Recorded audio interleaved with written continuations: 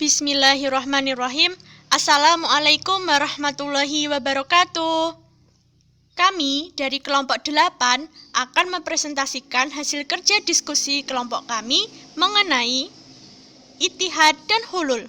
Dalam pokok bahasan ini, kita nanti akan mempelajari pengertian, bentuk, tokoh, tujuan, perbedaan dan kesamaan, serta kesimpulan dari Ittihad dan Hulul.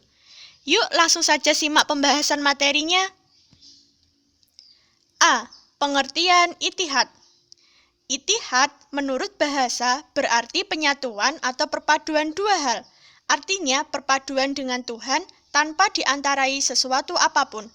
Dalam tasawuf, ittihad adalah kondisi di mana seorang sufi merasa dirinya menyatu dengan Tuhan sehingga masing-masing di antara keduanya bisa memanggil kata-kata aku. B. Pengertian hulul. Hulul secara harfiah istilah hulul berasal dari kata kerja hala yahullu hululan yang berarti menempati, menjelma atau inkarnasi. Dalam tasawuf filosofis, hulul adalah pengalaman spiritual seorang sufi ketika demikian dekat dengan Allah, bersahabat, mengenal dan dikenal Allah, mencintai dan dicintai Allah dengan mendalam. Kemudian Allah memilih sufi tersebut menempati dirinya dan menjelma pada diri sufi tersebut.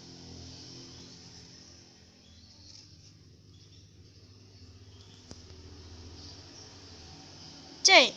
Bentuk-bentuk hulul.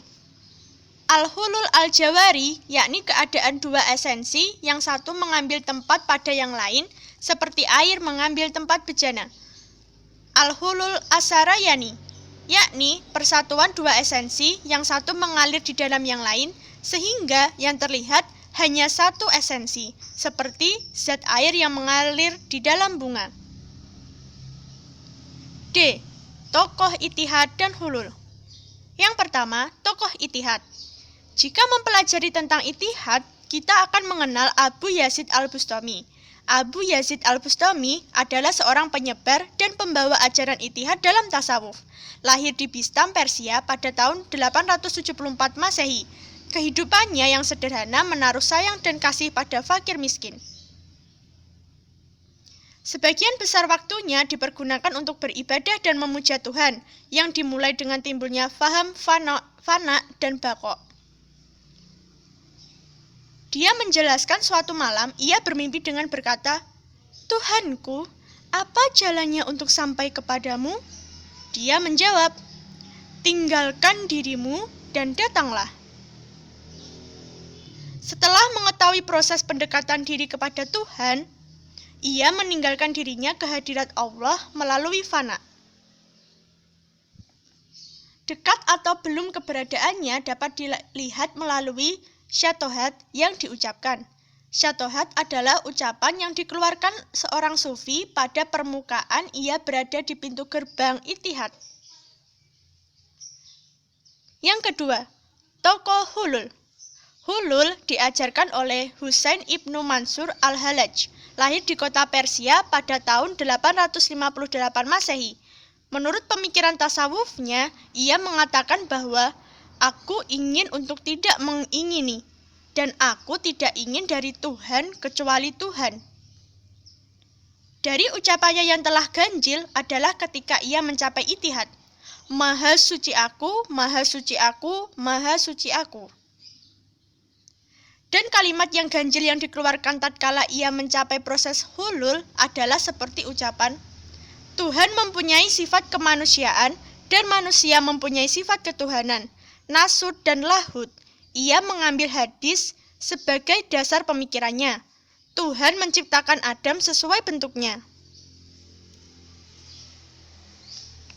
Karena ucapan-ucapan yang ganjil itu menyebabkan ia dihukum mati dengan tuduhan menyebarkan ajaran sesat dan membahayakan.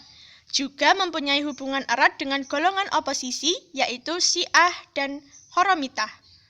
Akhirnya, pada tahun 922 Masehi, ia dijatuhi hukuman mati. Jasadnya dibakar dan dibuang ke sungai Tigris.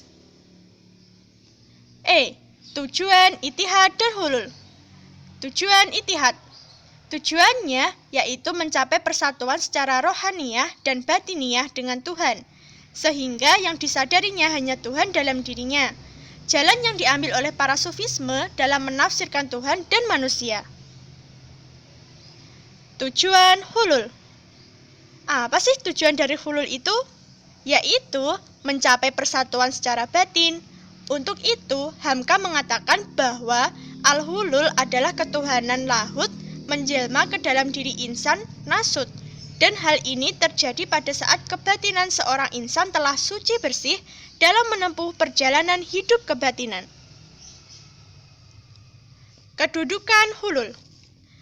Al-hulul berkedudukan paling tinggi dalam bertasawuf karena untuk melalui ini, seorang yang bertasawuf harus terlebih dahulu melalui beberapa tingkatan atau tahapan sebelumnya, yaitu yang pertama, syariat, dengan menjalankan hukum-hukum agama seperti sholat, zakat, dan lain-lain.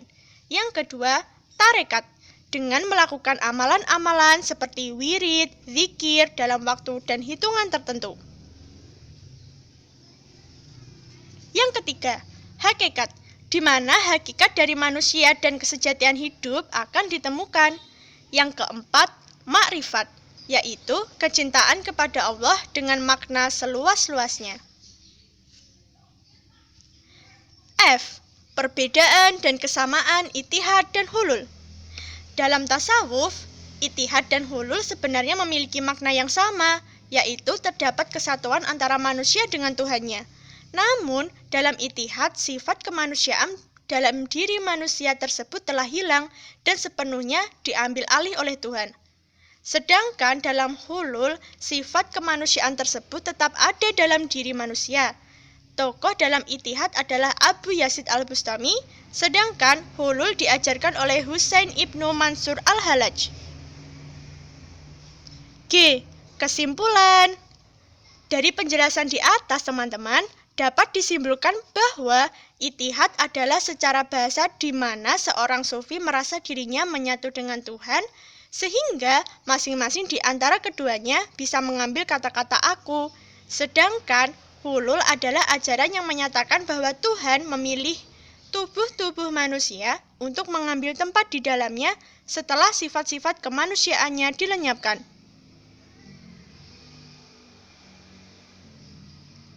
Paham bahwa Allah dapat mengambil tempat pada diri manusia ini bertolak dari dasar pemikiran Al-Hallaj yang mengatakan bahwa pada diri manusia terdapat dua sifat dasar, yaitu lahut, ketuhanan, dan nasut, kemanusiaan. Berdasarkan uraian telah disebutkan, maka al-hulul dapat dikatakan sebagai suatu tahap di mana manusia dan Tuhan bersatu secara rohaniah. Fana adalah hilang, hancur, sehingga dapat dipahami bahwa fana merupakan proses menghancurkan diri sebagai seorang sufi agar dapat bersatu dengan Tuhan, yaitu dengan hilangnya kesadaran seseorang terhadap keberadaan dirinya dan alam sekelilingnya. Hal ini dapat terjadi karena latihan yang berat dan perjuangan yang cukup panjang dalam pendakian rohani.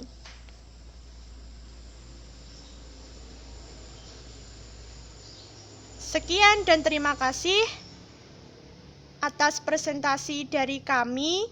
Apabila ada salah kata yang kami sengaja maupun tidak, kami mohon maaf.